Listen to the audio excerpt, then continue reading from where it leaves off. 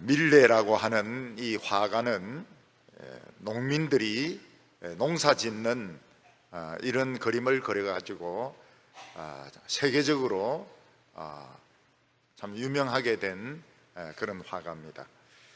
특히 이 만종이라는 그림, 해가 질 때 농사를 짓던 두 부부가 손을 모으고 종소리를 들으면서 기도하는 그 모습은 어떻게 보면 세계 최고의 명작이라고 말할 수 있습니다.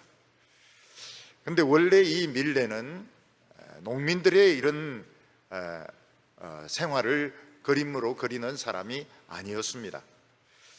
옛날에는 대개 이제 그림을 누가 사느냐 하면 대개 부자들이 자기의 그 초상화를 그리게 해서 초상화를 주로 샀습니다.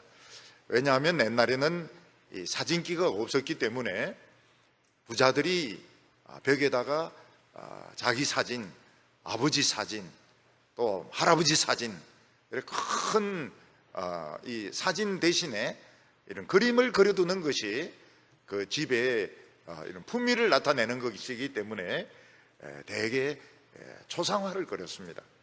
밀레도 초상화를 그렸습니다. 그리고 밀레는 돈을 좀 더 벌려고 초상화 다음으로 이제 잘 팔리는 것이, 어쩌면 초상화보다 더 잘 팔리는 것이 뭔가 하면 여성들의 그 누드화였습니다. 벗은 이런 사진이 잘 팔렸습니다. 그래서 이 밀레는 누드화도 그렸습니다. 그림도 아주 잘 그렸습니다. 어느 날 파리 시내를 이렇게 걸어가고 있는데 이제 그 미술상의 가게가 있는데 보니까 자신의 그 누드화가 이렇게 다 걸려 있었습니다. 누가 안 사가고 걸려 있었습니다. 근데 그 누드화를 어떤 두 남자가 유심히 쳐다보면서, 야, 누가 그린지 모르겠지만 참 아름답게 그렸네, 이런 이야기를 합니다. 그러니까 옆에 있는 사람이 하는 말이, 저거는 밀레가 그린 그림이야. 밀레는 여자들 이 벗은 그림을 참 잘 그려. 이렇게 이제 이야기를 한 것입니다. 그 밀레가 뒤에서 이제 듣고 있다가, 내가 죽고 난 뒤에 밀레는 여자의 그 누드화, 벗은 그림을 잘 그리는 이런 화가로 이름이 남겠구나, 그런 생각이 들어가지고 굉장히 부끄러웠습니다. 그리고 나서 그 뒤에 이 밀레는 초상화도 그리지 않고 누드화도 그리지 않았습니다. 그리고 농촌에서 농사 짓느라고 고생하는 그 농민의 표정들, 그 농민의 모습들, 이게 제일 아름다운 모습이다, 이렇게 생각해가지고 그는 이 농부의 모습을 그리기 시작했습니다. 근데 그 당시는 프랑스 혁명이 일어난 지 얼마 안 되는 때였기 때문에 이 농부들의 그림을 그린다고 하는 것은 농민혁명을 자극하는 이런 사람이다 하는 오해를 하기가 쉬웠습니다. 사실 밀레는 그런 오해를 굉장히 많이 받았습니다. 그리고 밀레가 그린 그 농민들의 표정은 전부 엄숙하고 장중했습니다. 그래서 많은 사람들은 밀레가 이 농민들을 자극해서 농민혁명을 일으키려고 한다, 그림을 가지고 사람들을 자극하려고 한다, 이런 식으로 많은 그 비난을 쏟아내기도 하고, 또 농민 그림은 안 팔렸습니다. 그림이 안 팔려가지고 밀레는 굉장히 가난한 생활을 해야만 했습니다. 그렇지만은 밀레는 끝까지 이 농민들의 그림을 그렸습니다. 그래서 씨 뿌리는 사람, 파종하는 사람, 이 그림은 굉장히 유명합니다. 그래서 나중에 고흐도 그 씨 뿌리는 사람, 그 밀레 그림을 보고 모방해서 그림을 그립니다. 거의 비슷하게 그림을 그립니다. 씨 뿌리는 사람, 추수하는 사람, 특히 이 만종, 해가 이렇게 지려고 할 때 두 부부가 농사일을 멈추고 멀리서 들리는 교회 종소리를 들으면서 손 모아서 기도하는 그 모습은 최고의 그림입니다. 최고의 그림. 그림들 중에서 최고의 그림이고, 나중에 프랑스 사람들의 집에는 전부 이 만종이 걸리게 됩니다. 가짜 그림이죠. 가짜 그림이 걸리게 되고, 진짜 그림은 역시 미국에 걸리게 됩니다. 만종의 진짜 그림은 역시 돈이 있는 나라 미국에 이 그림이 박물관에, 미술관에 보관이 되게 됩니다. 저는 그 외국에 가서 밀레 그림을 직접 보았습니다. 눈앞에서 직접 딱 보았을 때, 그리 큰 그림도 아니고 좀 이만한 그림인데 딱 보았을 때 숨이 딱 멎었습니다. 이게 밀레구나. 소리도 잘 안 나와요. 밀레구나. 얼마나 색상이 검은색을 좀 많이 써가지고 아주 장중하고, 그 농민들의 그 표정이 굉장히 진지하게, 그 낮에 일하다가 잠자는 부부의 그림도 있습니다. 그것도 얼마나 진지하게 자는지 몰라요. 그래서 그 농민들의 그림을 많이 남겼습니다. 그래서 밀레는 두 개의 인생을 살았던 사람입니다. 그림을 그리긴 그렸지만은 처음에는 뭣도 모르고 돈을 벌기 위해서 부자들의 초상화를 그려주고, 그리고 여성들의 그런 알몸을 그리고, 그래서 돈을 벌기 위해서 그림을 그렸던 그런 시기가 있었고, 또 하나는 정말 자기가 가치 있다고 생각했던 그 농사짓는 농부들의 참 그 진지한 모습, 전부 다 그 그림이 진지합니다. 그리고 색깔이 아주 장중합니다. 그런 장중한 그런 그림들을 남겨 영원히 존경받는 화가로 밀레는 전 세계 사람들의 마음속에 남게 된 두 번의 인생을 살게 되었습니다. 마찬가지로 사람들은 두 번의 인생을 살게 됩니다. 하나는 무엇인가 하면 돈을 벌기 위해서, 사람들의 인정을 받기 위해서 세상에서 열심히 세상적인 방법으로 사는 그 인생이 있고, 근데 두 번째는 뭔가 가치 있는 것을 발견하고, 남이 알아주든지 알아주지 않든지, 돈벌이가 되든지 안 되든지 간에 자신의 그 마지막 힘을 다해서 가치 있는 것을 위해서 사는 또 한 번의 인생이 있는 것입니다. 사람들은 일단 처음에는 눈에 보이는 것을 위해서 살게 됩니다. 눈에 보이는 것은 돈 잘 버는 것이 최고죠. 그리고 권력을 가지는 것이 최고죠. 그러나 그것이 우리 인생의 전부가 아닙니다. 우리에게는 또 다른 인생이 있습니다. 그것은 무엇인가 하면 바로 하나님의 인생을 사는 것입니다. 가치 있는 것을 발견하고, 그 가치 있는 것을 위해서 돈과 관계없이 가치 있는 것을 위해서 사는 또 다른 인생이 있는 것입니다. 이 두 개의 인생이 가장 대비되는 사람이 모세와 사도 바울입니다. 모세는 애굽의 바로의 공주의 아들로 입양이 되어서 모든 그 부귀 영화를 다 누리면서 살았습니다.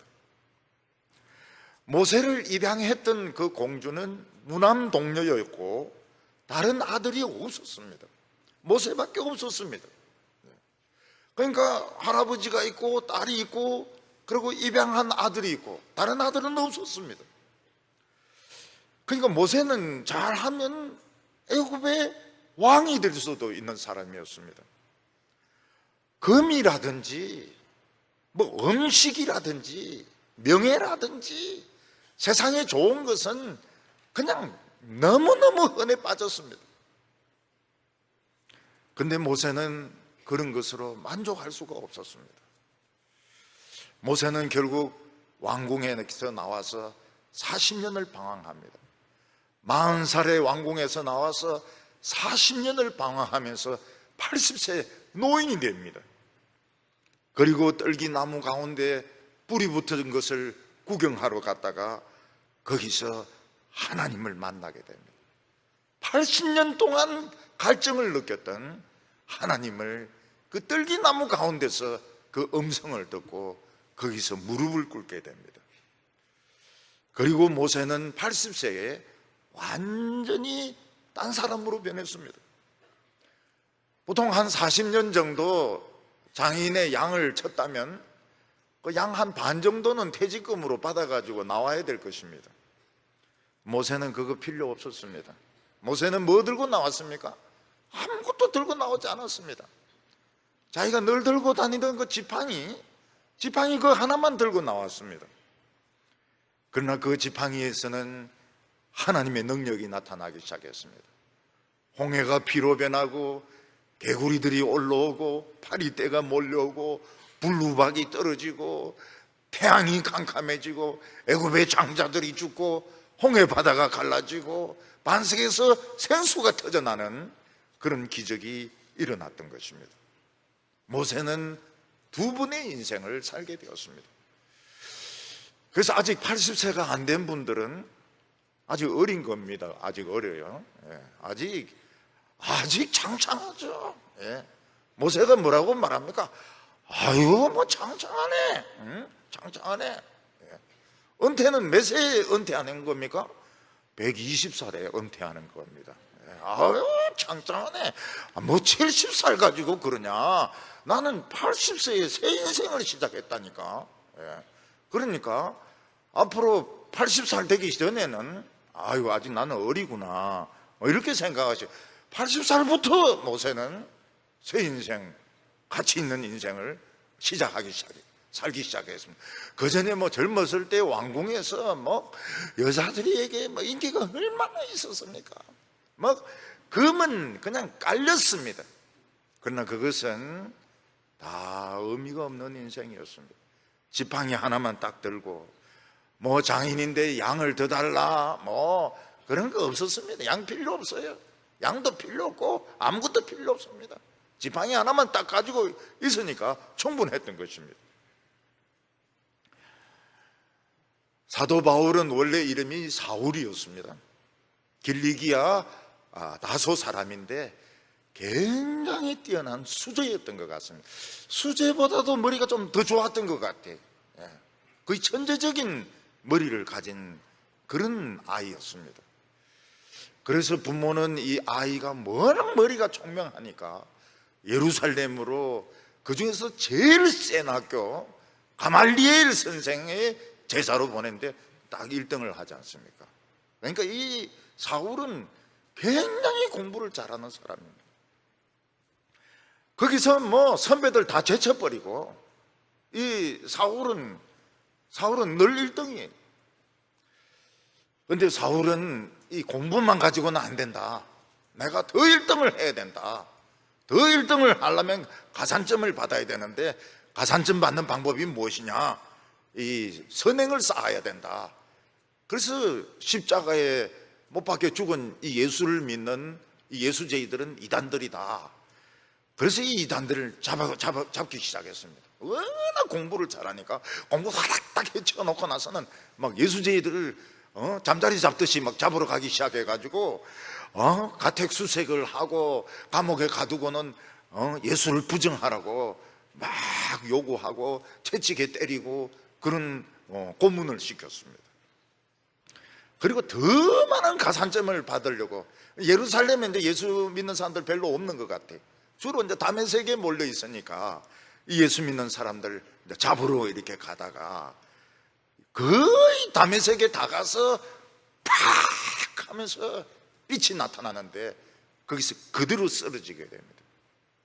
거기에 누군가가 있어요. 사울아 사울아 내가 어찌하여 나를 핍박하느냐. 누구십니까? 나는 내가 핍박하는 예수다. 아이고 나 죽었구나. 눈이 멀어버렸습니다. 우리 어렸을 때 사진 찍으면 사진사가 팍 하면서 이거 불을 번쩍 합니다. 그럼 눈앞이 아무것도 안 보여. 캄캄합니다. 캄캄해. 우리는 하나님을 만나기 전까지는 세상에 눈에 보이는 것이 전부입니다. 공부 잘하고 사람들에게 인정받고 돈 많이 벌고 유명하고, 근데 또 다른 인생이 있는 거예요. 또 다른 인생이 그게 무엇입니까? 그것이 바로 하나님의 인생인 것입니다.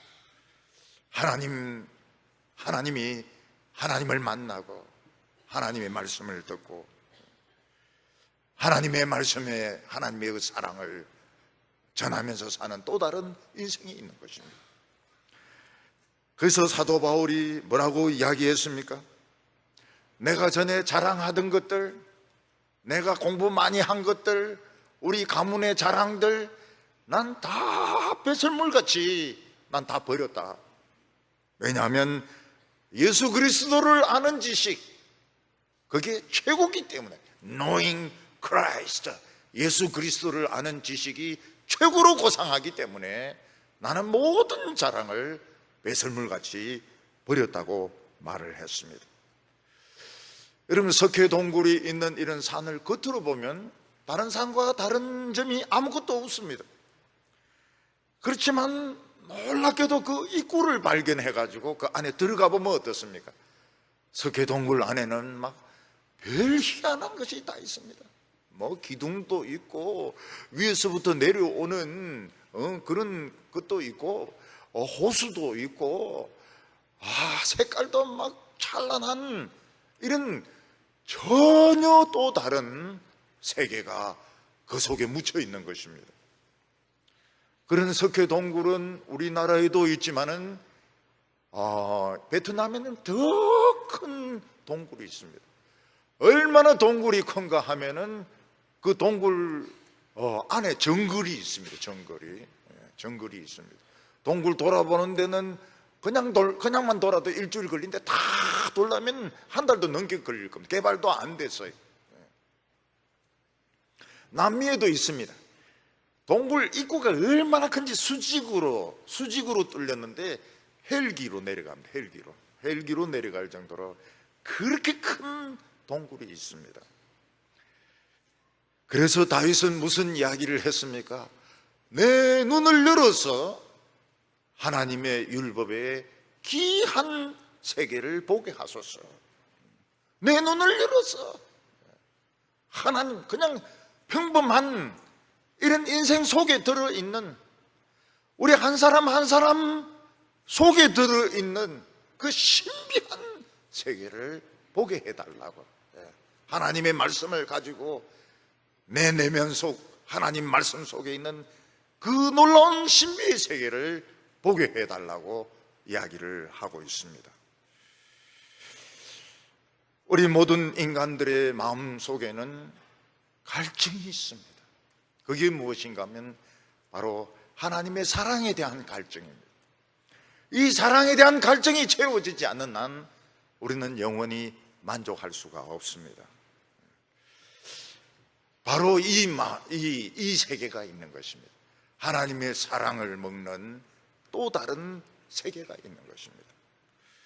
오늘 여기 첫 번째로 보면 우리 인생에는 분기점이 있다는 사실입니다.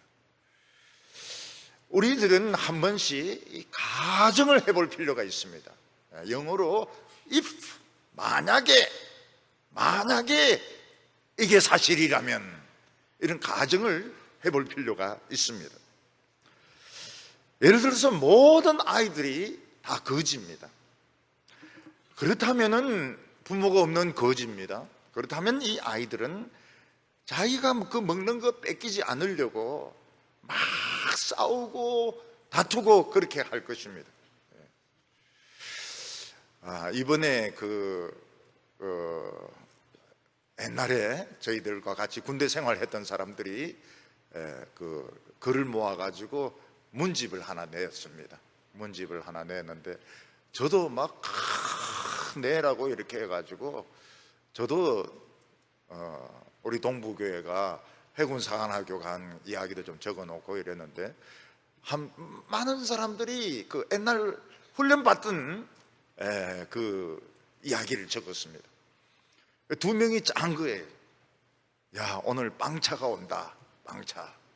그때 제일 반가운 것이 빵차거든요. 빵차가 이렇게 오는데 그 두 명이 우리 오늘 빵차를 습격을 하자. 그래서 두 명이 빵차를 습격을 해가지고 빵을 훔쳐오는데 성공을 한 겁니다. 기쁨이 말할 수 없이 크죠. 근데 아무도 모르게 그 빵을 먹을 수 있는 장소는 딱 한 군데밖에 없는 것입니다. 예, 한 군데밖에 없는 거예요. 화장실에. 근데 한 명이 떴다가 생빵을 그냥 떨어뜨린 겁니다. 한 입도 배 먹지 못하고 그냥 생빵을 그냥 그대로 그냥 거기 떨어뜨린 거예요. 지금까지도 가슴이 아프다고 그래요. 60 넘어서까지라도. 그 의리 없는 애들이 있습니다. 의리 없는 애들은 밤에 자면서 빠시락빠시락 먹는 애들이 있어요. 옆에서 잡니까? 못 자죠. 군대는 무슨 힘으로 싸웁니까? 빵으로 싸우는데. 빵으로 싸우는데. 지난번에 해군 사관학교 갔더니 막 성경책을 막 나눠주더라고요. 그래서 제가 이야기를 했습니다. 성경책 나눠주지 말고 빵을 주라고. 우리의 힘은 빵에서 나온다고. 그랬더니 아유 뭐 물론 빵 드리죠. 빵도 드리고 성경책도 드리고. 근데 우리 교회가 만든 그 성경책이 그 위장복으로 된 성경책 아닙니까? 이 인기가 이게 엄청난 거예요. 군인들인데 위장복 카바로 된 이 해병대 이 용으로 된 이 성경책이 너무 인기가 좋다고 하는 겁니다. 그 사람들은 다 똑같습니다. 어떻게 하든 빵 좀 더 먹고 말이죠. 빵 좀 더 먹고. 지금 북한에서는 콜라도 마신다 그래요. 콜라를 뭐라고 그럽니까? 단물이라 이럽니다. 단물. 콜라도 마시고 어떻게 하든 더 먹으려고. 근데 한 명이 이제 생각을 합니다. 만약 나에게 부모가 있다면. 근데 북한에 보면 부모가 탈북하고 아이들은 북한에 있는 그런 경우도 많습니다. 그러면 이제 부모가 돈을 모아가지고 브로커인데 돈을 주면 애를 데리고 옵니다. 애를 데리고 와요. 부모님만 만났는데 서로 몰라봐요. 서로 부모가 벌써 돈 한 명 데리고 오는데 벌써 1,000만 원인데 그 데리고 오면 벌써 애가 커가지고 7살 되고 이런 애들이 벌써 10년 지나니까 10대 후반 되니까 서로가 몰라봐요. 나중에 보니까 내 딸이라. 그리고 엄마도 몰라봐요. 엄마도 왜 몰라보는가 하면 엄마가 너무 이뻐진 거예요. 남한에 와가지고. 그러니까 막 처음에는 모르다가 자세히 보니까 이게 내 딸이고 내 엄마라. 그럼 이제 끌어안고 우는 겁니다. 울어요. 한참 울어요. 아이들이 이제 생각을 합니다. 만약 나에게 엄마가 있다면, 만약 나에게 아버지가 있다면, 그런 생각을 하면 생각이 좀 달라집니다. 시계가 다가 아니고 빵이 다가 아니고 지금 뭔가 나에게는 더 큰 사랑이 있다. 나에게는 더 큰 축복이 있다. 근데 어느 날 이제 다 생전 모르는 분을 만났는데 유전자 검사를 해보니까 99.99999%가 오전에도 99점이 나오더만 오후에도 99점이 나오더만 99.9999%가 이게 부모하고 같다. 이래 되면은 자 끌어안고 웁니다. 그러면 이제 인생이 완전히 달라져요. 인생이 부모가 계시니까 빵 쪼가리, 화장실 떨어진 거 그거 아까울 필요도 없고 화장실에서 먹을 필요도 없고요. 특히 부모가 엄청난 부자고 훌륭한 분이고 이러면 이 아이는 빵 같은 거 남 다 줘도 돼요. 근데 빵차 사가지고 그냥 다 줘버리면 돼요. 자기는 공부하고 자기는 도둑질 안 하고 자기는 그냥 행복하게 살면 되는 것입니다. 그러니까 이 가정이라는 것이 현실화되었을 때 그게 그렇게 중요한 겁니다. 만약에 나에게 부모가 있다면 우리는 또 가정을 해볼 필요가 있습니다. 만약에 하나님이 계신다면, 하나님 눈에도 안 보이고 손으로 만질 수도 없지만 만약 하나님이 계신다면 어떻게 될 것인가? 완전히 달라지게 됩니다. 이 세상에 하나님을 안 믿고 권력을 가지고 돈을 가지고 무슨 사법고시 합격해서 판검사가 되고 대통령이 되고 뭐 장관이 되고 다 고아들입니다. 고아들이니까 그걸 그렇게 권력을 가지려고 그렇게 막 하는 것입니다. 그들은 전부 고아들. 하나님이 계신다면, 진짜 하나님이 계신다면, 그러면 만약 하나님을 딱 만났는데 유전자가 딱 맞는 거예요. 하나님하고 우리하고 유전자가 딱 맞는 거예요. 그러면 우리는 뭐가 되는 겁니까? 하나님의 아들이 되는 겁니다. 권력이 필요 없습니다. 명예도 하나님의 아들이 무슨 명예가 필요합니까? 하나님의 아들이면 되는 것이지. 하나님의 아들이 무슨 공부를 짜다리 할 필요가 있습니까? 그냥 하나님의 아들이면 되는 것이지. 우리는 하나님이 눈에 안 보이니까 하나님이 있을 리가 없어. 하나님이 있을 리가 없어.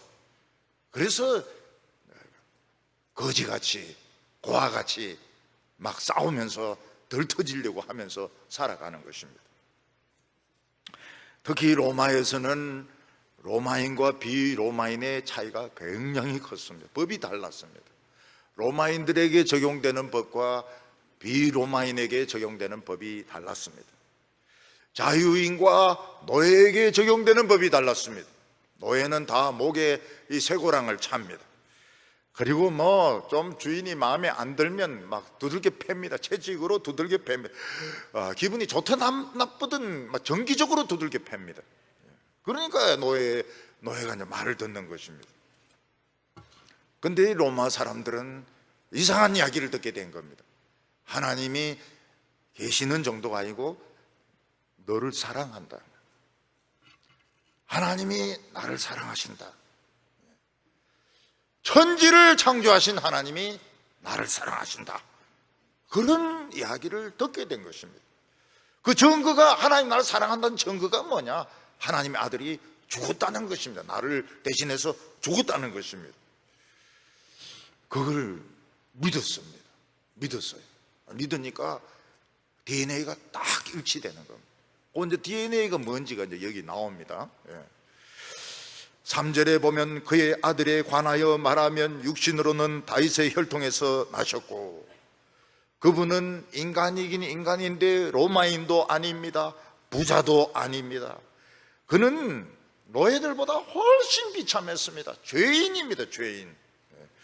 죽도록 채찍에 맞았고 노예들이 제일 무서워하는 벌이 십자가에 못 박혀 죽는 것인데 그분이 바로 그런 죽음을 했습니다. 그 이유가 무엇입니까? 나를 사랑하셔서 그렇게 했다는 겁니다. 4절에 보면 성결의 영으로는 이렇게 말하고 있습니다. 이 성결의 영이 무엇입니까? 이게 DNA입니다. 이 DNA. 사람들이 성결의 영이 없기 때문에 음란하게 살아갑니다. 성결의 영이 없기 때문에 돈을 위해서 살아갑니다. 양심을 팔고 살아갑니다. 매충굴에 들어갑니다. 그리고 이 성결의 영이 없기 때문에 광기를 부리는 것입니다. 그런데 예수를 믿는 사람에게는 이 성결의 영이 있는데 딱 DNA가 맞는 겁니다. DNA가 딱 맞는 거예요. 하나님의 자녀가 틀림이 없는 것입니다. 이 이야기는 바로 우리나라 사람들 이야기입니다. 우리나라 사람들이 조선시대 말에 어떻게 살았습니까? 정부는 무능하고 왕은 정말 무능하고 그리고 관리들은 썩었고 관리들은 썩을 대로 썩었습니다. 고종은 진짜 무능하고 안동김씨들 진짜 다 막 사람들 거 막 다 뺏고 막 세도 정치를 하고 왕족들 중에서도 막 똑똑한 사람 좀 죽여버리고, 중국은 우리를 뜯어먹으려고 하고, 중국은 우리를 지배하려고 하고, 일본은 우리를 뜯어먹으려고 하고,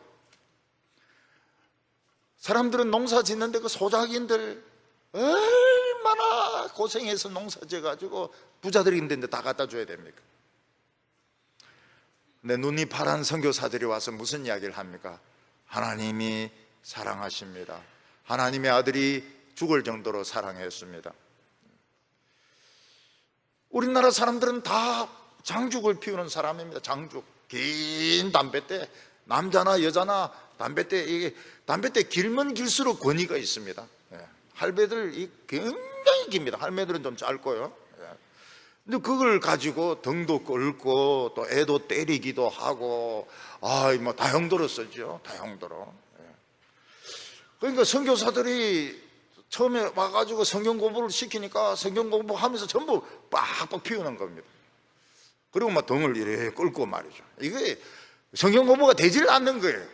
그래서 담배 피우지 말라고. 그래서 우리나라는 담배를 안 피웁니다. 참 잘한 것 같아요. 우리나라는 담배 안 피웁니다. 외국에는 담배를 피우죠. 담배를 피우고, 천주교는 막 골초입니다. 천주교는 담배 골초예요. 술도 엄청나게 마시고요. 근데 이 담배 피우고, 그리고 조상에게 절을 하고, 뭐 마누라 때리고 뭐 이러던 사람들이 예수를 믿고 희닥 변하는 겁니다. 그러면서 막 부흥이 일어나요. 부흥이 일어나요. 하나님 앞에 자기 죄인이라고 이렇게 하는데, 이게 세계적인 사건입니다. 한국 교회의 부흥이 세계적인 사건이었어요. 그게 뭔가 하면 우리 하나님의 아들입니다. 일본은 하나님의 아들입니까? 노. 일본은 하나님의 자녀가 아닙니다. 중국 사람도 하나님의 자녀가 아닙니다. 우리 한국 사람들이 하나님의 자녀가 된 거예요. 막 부흥이 일어납니다. 예수님은 성결의 영으로는 죽은 자 가운데서 부활하사 능력으로 하나님의 아들로 선포되셨으니, 예수님이 죽은 자 가운데서 살아나시기 전까지는 아무도 하나님의 아들인지 확실히 몰랐습니다. 긴가민가했습니다. 예수님의 동생들도 안 믿었고, 부모님도 좀 긴가민가하고, 그리고 제자들도 믿었다가 안 믿었다가 안 믿었다 이렇게 했습니다. 근데 십자가에 죽으시고 사흘 만에 딱 살아나신 것을 봤을 때 확실히 믿게 되었습니다. 하나님은 살아계시는구나. 예수님은 하나님의 아들이구나. 하나님이 나를 사랑하시는구나. 확실하게 믿게 되었습니다. 우리 번역에는 하나님의 아들로 선포되셨으니 이렇게 되어 있는데, 옛날 번역에는 하나님의 아들로 인정되셨으니, 하나님의 아들로 인정이 되셨던 겁니다. 다 믿게 된 것입니다. 하나님의 아들로 다 믿게 되었고, 하나님이 사랑하신다는 것을 믿게 되었습니다. 그리고는 어떻게 되었습니까? 전부 새로운 인생을 살게 된 것입니다. 전부 하나님의 말씀의 그 오묘한 것을 깨닫게 되었고, 그 사랑받는 사람들이 사는 멋진 새로운 인생을 살게 된 것입니다. 하나님의 말씀은 어떤 말씀입니까? 하나님이 나를 사랑한다는 말씀입니다. 나를 사랑하심, 성경에 써있네. 성경에 써있네. 오늘 두 번째는 하나님을 만났을 때 어떤 변화가 일어나느냐 하는 것입니다. 우리는 처음 하나님의 말씀을 들을 때에 참 믿어지지 않는 소문처럼 생각이 듭니다. 기독교 다 엉터리야. 그 미친 것들이라고. 예수제이들 그 다 미친 것들이라고. 근데 모세가 불 가운데 하나님을 만났을 때 80년을 방황했을 때 그 갈증이 딱 해소됩니다. 불 가운데서. 불이면 갈증이 더 생겨야 되는데 갈증이 그냥 싹 없어져 버리는 거예요. 아무것도 필요가 없습니다. 양도 필요 없고, 돈도 필요 없고, 옷도 필요 없고, 명예도 필요 없고, 그냥 지팡이 하나면 충분합니다. 바울도 예수님을 만났을 때 그 강한 빛에 눈이 멀어버렸습니다. 그리고 그는 모든 것을 배설물로 버렸다고 그랬습니다. 하나님이 살아계신 것이 확실하니까요. 하나님의 아들이 있으니까요. 그 하나님의 아들이 손으로 나를 잡아주셨으니까요. 제일 중요한 것은 예수 믿는 사람들에게는 성결의 영이 임합니다. 이 성결의 영이 딱 하나님하고 이 DNA가 딱 맞는 겁니다. 성결의 영이. 우리가 이 세상에 돈을 아무리 벌어도 답답함이 있습니다. 갈급함이 있습니다. 아무리 높은 자리에 올라가도 갈급함이 있습니다. 저는 높은 자리에 올라간 사람들 보면 불안해하는 것이 눈에 보여요. 너무너무 불안해합니다. 자리에 연연해 하면서도 불안해한 것이 보입니다. 그 이유가 무엇입니까? 양심이 딱딱하게 굳어져서 그런 것입니다. 이것은 간경화보다 더 위험합니다. 이 간이 사람의 그 독성을 해소하는 그런 기능을 하는데, 사람이 이제 이 간이 딱딱하게 굳어지면 어떻게 됩니까? 얼굴이 까매집니다. 술을 많이 마셔가지고 간이 굳어지면 얼굴이 까매요. 그리고 나중에는 어떻게 되면 황달이 옵니다. 병이 심해지면 눈이 노랗게 됩니다. 간경화를 치료하는 제일 좋은 방법은 간 이식을 하는 것입니다. 근데 사람들은 간경화가 아니고 양심이 경화가 되었습니다.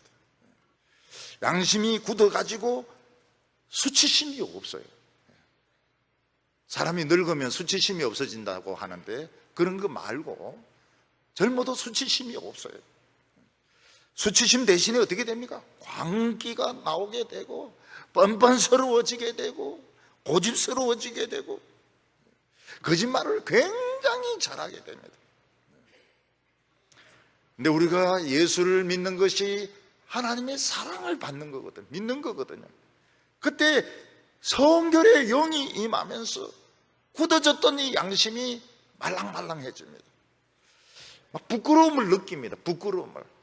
내가 좀 잘못하고 실수한 것에 대해서 부끄러움이 느껴지게 됩니다. 그리고 마음이 그렇게 시원할 수가 없어요.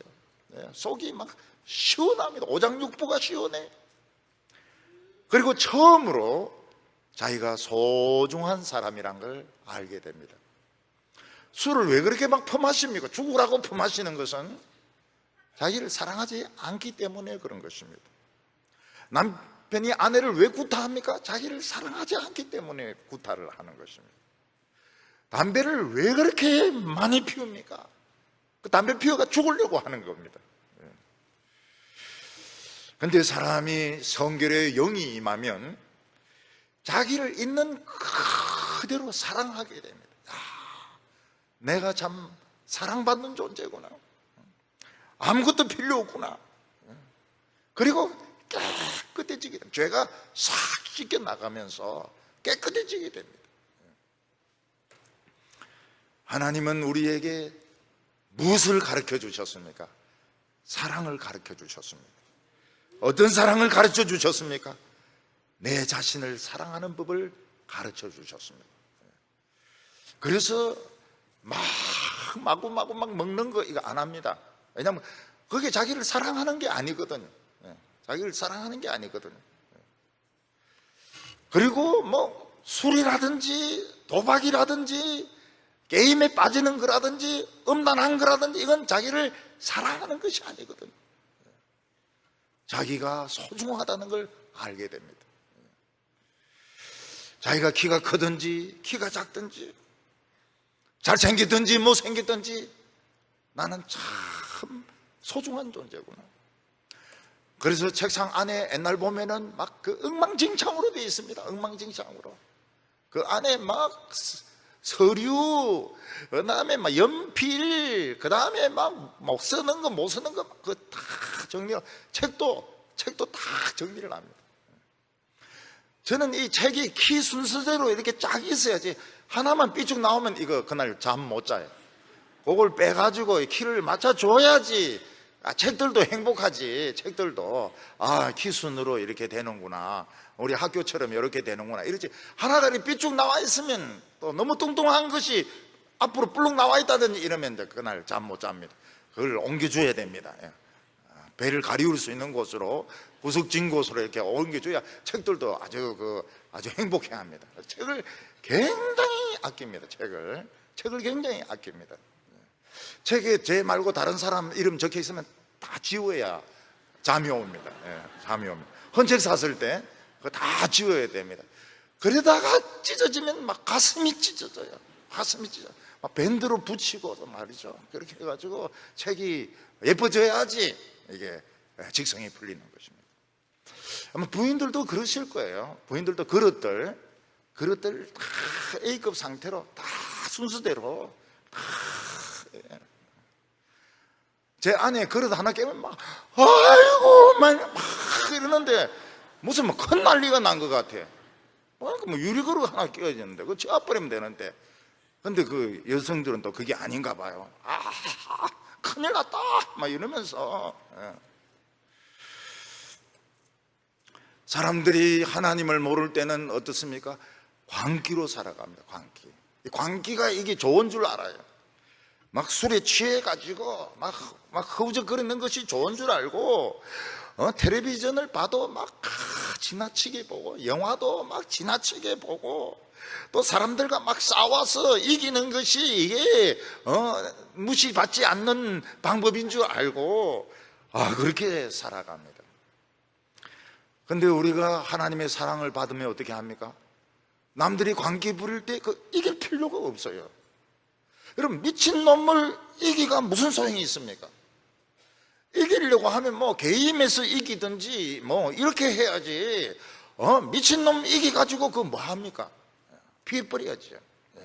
피해버려야 돼요.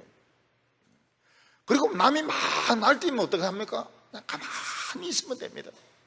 가만히 있으면 상대방이 기 여깁니다. 기 여겨. 성경에 보면 기 여겼더라.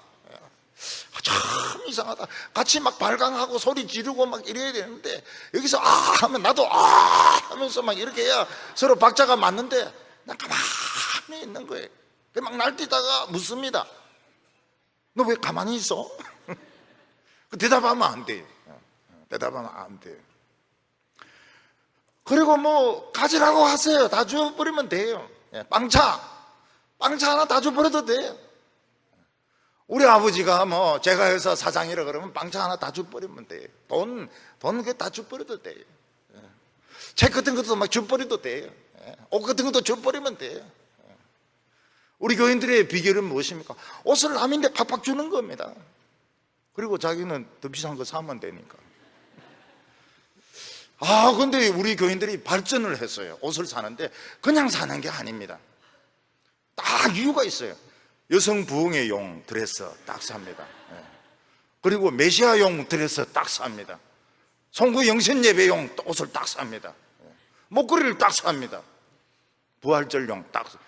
그러니까 남편이 할 말이 없는 거예요. 하나님인데 지금 가기 위해서 산다고 말이죠. 그래놓고 이제 동생 만나러 가고 친구 만나러 가고. 그러니까 이 남편이 무슨 핑계 댈 수가 없어요. 옷 올해 스타일 지난 거 이거 안 맞거든요. 그거 줘버리고 새 옷 사 입고, 주자마자 사 입고 말이죠. 얼마나 지혜롭습니까? 거기에 화낼 남편이 있습니까? 그건 나쁜 남편이죠. 무식한 남편이죠. 그러니까 이 광기를 부리는 사람을 이길 필요가 없는 겁니다.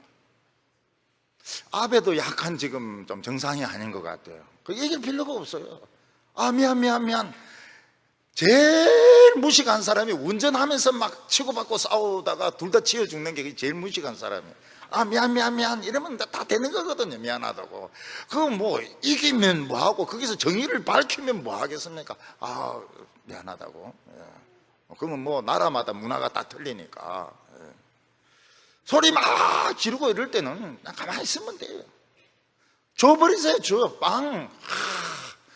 그 떨어진 거 그거 또 퍼가지고 먹겠습니까? 그 도로 들고 드러내가지고 그게 먹을 필요가 없어요. 다 줘버리면 돼요. 우리 아버지 부자인데, 우리 아버지 진짜 부자인데, 부자인데. 근데 그런 학생이 공부를 하는데 못하겠습니까? 잘합니다. 굉장히 잘해요. 디모데나 고등부나 은혜 받은 학생들 다 수석합니다. 다 수석해요. 왜 그런가 하면은 딴 아이들은 그 오래 앉아 있긴 있어요. 그런데 자꾸 공상을 해요. 불안해해요. 근데 우리는 하나님을 믿기 때문에 뭐 그냥 조금씩 해나가. 그게 최고입니다. 최고. 꾸준하게 할 수만 있으면 최고입니다. 공부는 결국 습관이거든요. 습관을 공부하는 습관을 들였다면 이는 무조건 합격하는 겁니다. 우리는 하나님의 뜻을 이제 더 이루고 싶어 해요. 그런데 그 뜻이 무엇인지 모릅니다. 왜냐하면 죽을 때가 돼야 뜻이 나타날 때가 많습니다. 예수님은 베드로가 뭐 죽은 사람을 살리기도 하고 중풍병자를 일으키기도 하고 이렇게 했지만은 이 베드로에게 젊었을 때는 너가 스스로 띠띠고 다녔지만 늙었을 때는 다른 사람이 너에게 띠를 띄우고 원치 않는 곳으로 데려가리라. 그게 하나님의 뜻이었습니다. 그게 무엇인가 하면 원치 않는 죽음을 죽는다는 것이었습니다. 근데 베드로는 잘 몰랐습니다. 베드로는 이 닭 때문에 내가 참 회개를 했는데 양계를 할까? 그리고 이 닭을 튀겨서 팔까? 그 천주교는 닭이 있잖아요. 이 꼭대기 위에 닭이 있는 그 천주교 성당도 있습니다. 근데 알고 보니까 로마에서 죽는 것이었습니다. 로마에 그 신앙이 깊지 않은 사람들이 와서 막 사자인데 물려 죽고, 그리고 막 그 십자가에 못 박혀 죽고 불에 타 죽을 때 우리가 뭐가 잘못했는가 이럴 때에 참 최고로 위대한 사도 베드로가 거기 와서 거꾸로 다 못 박혀 같이 죽었을 때 그 로마에 있는 교인들이 얼마나 위로를 받습니까? 우리의 죽음은 개죽음이 아니구나. 우리는 최고의 사도 베드로와 같이 천국에 가는 것이구나. 이게 천국 가는 장소구나. 어린 애들도 자 봐라, 저기 베드로 사도가 저기 계신다. 거꾸로 죽어 계신다. 그러면서 그들은 우리의 죽음이 개죽음이 아니고 이 죽음이 영광된 죽음이라고 하는 것을 이 로마 교인들에게 알려주는 것이 하나님의 뜻이었던 것입니다. 그리고 곧 이방인의 사도 바울도 와가지고 목이 잘립니다. 최고로 위대한 두 사도가 로마에 와서 하나는 거꾸로 십자가에 못 박혀 죽고 하나는 목이 잘려서 죽습니다. 그때 로마 교인들이 이야, 최고의 사도가 우리와 함께 돌아가시는구나. 우리의 죽음은 헛된 죽음이 아니구나. 위로를 받는 것이 하나님의 뜻이었습니다. 사도 요한은 순교가 하나님의 뜻이 아니었습니다. 밤모섬에 가가지고 참 씻을 물도 없고 뗄감도 없는 그곳에서 도미티아누스 황제 때 참 압제를 받으면서 아시아에 있는 7교회에 편지를 보냅니다. 그때 환상 중에 예수님이 뭐라고 말씀하십니까? 너는 다시 열방과 민족 가운데 언어 가운데 나가서 나를 증거할 것이니라. 어떻게 이 밤모섬에서 살아나갈 수 있을까요? 근데 도미티아누스가 그 부인의 노예에 의해서 살해를 당합니다. 그리고 사도 요한이 풀려나요. 그래서 에베소로 돌아옵니다. 이미 에베소 그 극장에는 2만 명의 크리스찬이 몰려 있습니다. 이 요한을 환영하기 위해서. 그때 요한은 90이 넘었습니다. 형제들아 사랑하자 이러면서 하나님은 사랑이시라. 그 교인들이 막 진짜 우리 사랑해야 되겠구나. 막 그 감동을 받는 것입니다. 그 증거하는 것이 하나님의 뜻이었습니다. 마태는 세금을 받는 세리였기 때문에 유대인들에게 굉장한 미움을 받았습니다. 그렇지만 유대인들에게 마태복음이란 위대한 이 복음서를 남기게 됩니다. 이 역사기에 의하면 히브리스로 썼다가 번역이 되었다, 이런 기록이 나옵니다. 유세비우스가 쓴 역사에는 원래 히브리어로 썼다가 헬라어로 번역했다, 이런 말이 나오는데 이게 번역한 글이 아니에요. 너무 이게 오리지널 헬라어입니다. 그래서 마태복음 번역이 쉽지가 않아요. 근데 딱 구분되어 있습니다. 역시 세리는 세리입니다. 처음에 예수님의 출생이 나오고 산상설교가 나오고 또 예수님의 행적이 나오고 그 다음에 씨 뿌리는 비유가 또 나오고 다 구분되어 있습니다. 굉장히 치밀한 마태복음을 남기는 것이 자기를 제일 미워하고 업신여기고 개취급했던 유대인들에게 마태복음을 남깁니다. 누가는 의사였지만 사도 바울의 그 병을 많이 돌본 것 같습니다. 사도 바울의 그 병을 따라다니면서 개업하지 않고 따라다니면서 사도 바울의 그 가진 지병을 돌봐주고, 그리고 누가복음과 사도행전이라고 하는 불멸의 이 복음서와 행전, 이걸 이제 기록을 남기게 됩니다. 예수님의 제자 야고보는 오순절 뒤에 목이 잘려서 죽는 것이 하나님의 뜻입니다. 예수님의 동생 야고보는 교회 전체를 돌보는 총회자 역할을 하고 야고보서를 기록을 합니다. 또 예수님의 동생 유다가 있는데 유다는 또 유다서를 남기게 됩니다. 빌레몬서에 나오는 오네시모는 그 빌레몬의 돈을 가지고 노예가 도망을 칩니다. 그러면 이제 손을 잘라서 죽이든지 채찍질 하든지 완전 병신을 만드는데 사도 바울은 그렇게 하지 말라고 감옥에서 전도를 받습니다. 그러면서 형제로 대해주라고 그렇게 해서 이 사람이 바울의 서신을 다 모으게 됩니다. 거의 다 모으게 됩니다. 근데 이제 고린도 전후서를 읽어보면은 좀 빠진 서신이 있는 것 같아요. 고린도에도 편지를 몇 번 더 보낸 것 같고, 또 라오디기아 교회도 보낸 편지도 있고 이런데 다 모으지는 못한 것 같습니다. 그렇지만은 13개 정도 이 오네시모가 자기의 그 선생님 바울의 그 편지를 다 모으게 됩니다. 핸델은 오페라에서 실패합니다. 그리고 2번 심장 발작을 합니다. 옛날에 두 번 심장 발작하면은 죽지요.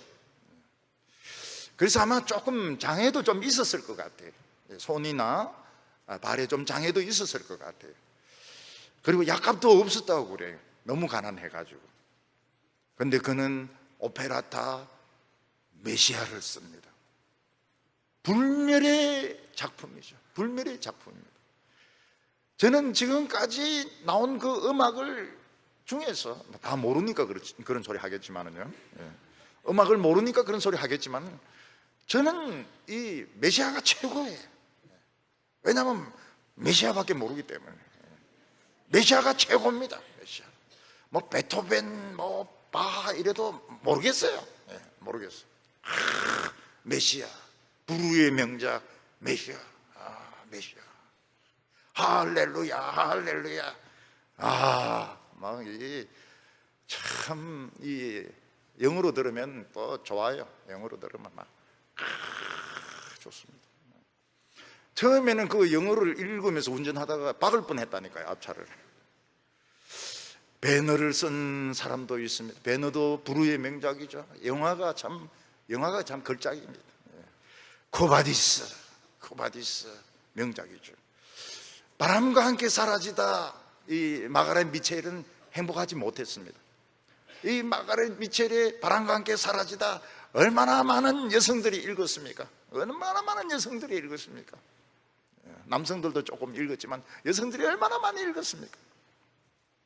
근데 마가렛 미첼은 막 너가 안 썼지 막 이런 오해를 많이 받게 되고 나중에는 막 우울증에 걸리게 됩니다.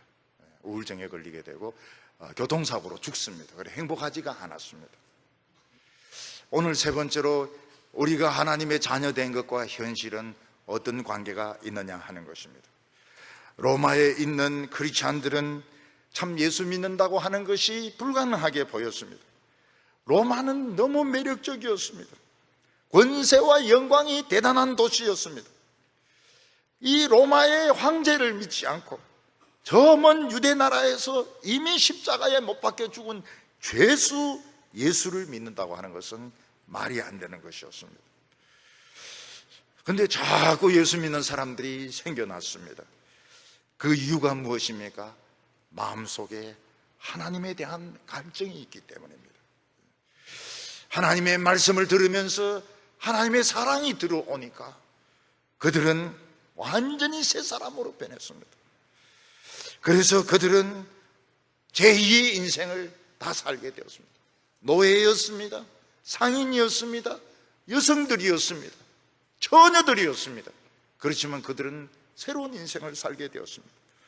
5절부터 7절까지 보면 이로 말미암아 우리가 은혜와 사도의 직분을 받아 그의 이름을 위하여 모든 민족 중에서 믿어 순종케 하나니 너희도 그들 중에 예수 그리스도의 것으로 부르심을 입은 자니라.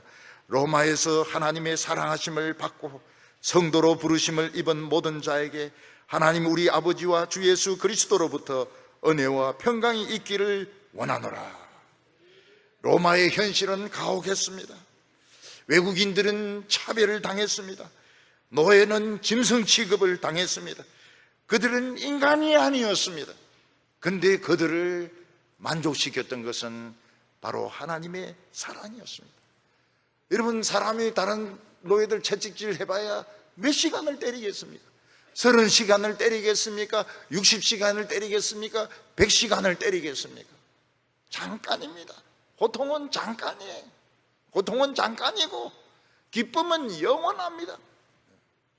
사람들이 돈 많이 가지고 있어봐야 그거 가지고 뭐 하겠습니까? 매춘굴에 갑니다. 술 마십니다. 그걸 가지고 또 돈을 더 불리려고 투기를 합니다. 그러나 하나님의 사랑은 내 속을 시원하게 해줍니다. 내 속을 시원하게 해줍니다. 권력 가지고 다른 사람들을 괴롭힙니다. 죽입니다. 전쟁을 일으킵니다. 그런데 우리는 권력 필요 없습니다. 그냥 주면 돼요. 주면 됩니다. 광기를 막 일으킬 때, 술 마시고 막 광기를 부릴 때에 피하면 돼요. 피하면 돼요. 그때 전도하는 것은 큰 잘못입니다. 미친놈이 그 전도 받겠습니까? 우리가 예수님 같으면은 사탄아 물러가라 이렇게 하면 되겠지만은 우리는 지금 예수님이 아니거든요. 지금 광기에 미치는 이 세상에서 피해버리면 돼요. 직장에서는 피할 데가 어디입니까? 화장실이죠. 화장실. 화장실로 가서 앉아있는데 너무도 오래 앉아있으면 또 더 미칠지 모르겠는데 적당하게 앉아있다가 한 15분 정도 앉아있다가 나오는데 또 미치면 또 들어가는 거예요. 화장실로. 돈 좀 주세요. 돈 좀 주세요. 저는 북한에 돈 보내고 쌀 보내고 그렇게 아깝지 않습니다. 뭐 어떤 놈이 먹든지 누가 먹는지 모르겠지만은 주는 건 좋은 겁니다. 지금 뭐 다 권력도 가지라고 그러세요. 권력도 가지라고. 한번 가져보라고 그래요. 그래봐야 5년입니다. 그래봐야 5년이, 길어봐야 10년입니다. 사실 우리는 참 도움이 많이 됩니다. 왜냐하면 옛날에 진짜 우리나라가 썩었거든요. 부패공화국 아닙니까? 지금은 막 나라 망할 걱정하니까 지금 부패할 시간이 없습니다. 부패할 시간이 없어요. 기도를 더 해야 됩니다. 기도. 금요 기도회나 수요 기도회. 수요일이 병 낫는 날인데, 병 낫는 날인데 고린도 전서에서는 막 야단을 칩니다. 왜 병이 났는데 의사인데 가느냐고 기도 안 하고 말이죠. 의사에게도 가고 기도도 하고. 우리는 예수 믿고 나서 깨끗해졌습니다. 속이 시원해졌습니다. 우리 하나님의 아들인데, 하나님의 아들이 뭐 좋은 옷을 입을 필요가 뭐 있습니까? 좋은 옷은 따로 지금 하늘에 다 걸려 있는데 우리 여성들도 드레스 천국에 다 걸려 있어요.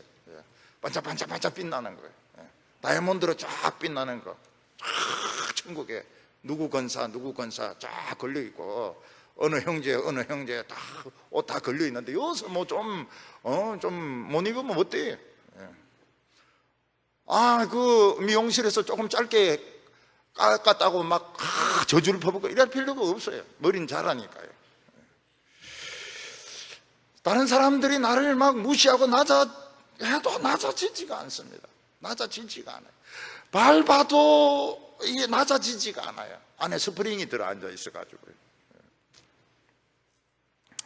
우리가 이 세상에서 뭐 좀 욕을 얻어먹고 그래도 뭐 1000시간, 10,000시간, 100만 시간 욕 얻어먹는 건 아니거든요.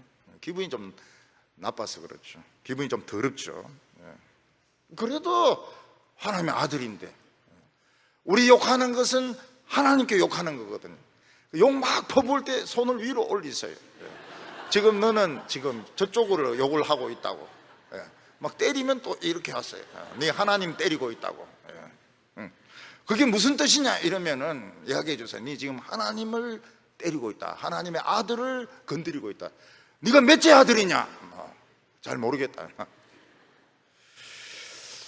이 세상은 정거장입니다. 정거장이고, 우리는 가야 될 우리 집이 있습니다. 집. 저녁이 되면은 다 빨리 집에 가고 싶죠. 이 세상은 허영의 도시입니다. 요한계시록에서 로마는 뭐라고 말하고 있습니까? 온 세상을 유혹하는 술집 여자 음부라고 말하고 있습니다. 로마는 술집이었습니다. 뭐 색색 등을 켜놓고 여자들이 막 허연 다리를 내놓고 입에 막 루즈 칠하고 이쁘게 보이지만은 낮에 보면은 낮에 본다면 낮에 그게 전부 가짜입니다. 가짜. 얼마나 못생겼고 얼마나 징그럽고, 거기에 사람들은 막 돈을 투자하고 술 마시고 막 영원히 살자 이렇게 하고.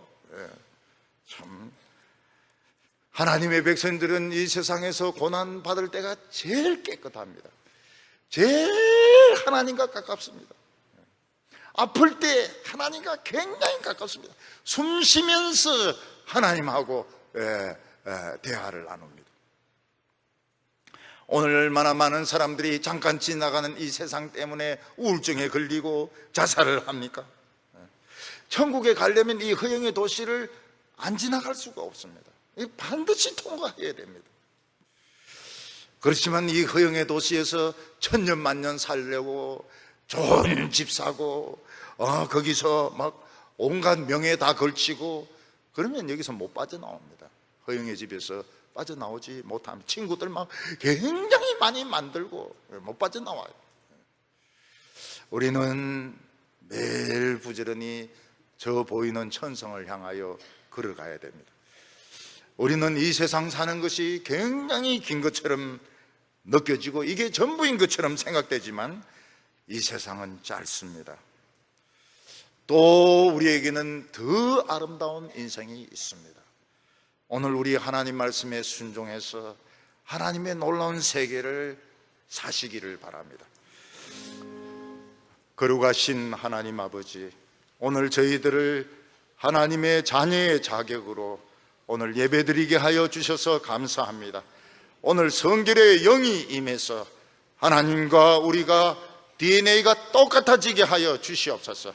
우리 모세와 같이 양의 숫자를 가지고 금을 가지고 명예를 가지고 욕심을 내지 말게 하여 주시고 하나님의 지팡이를 들고 용감하게 나갈 수 있게 하여 주옵소서.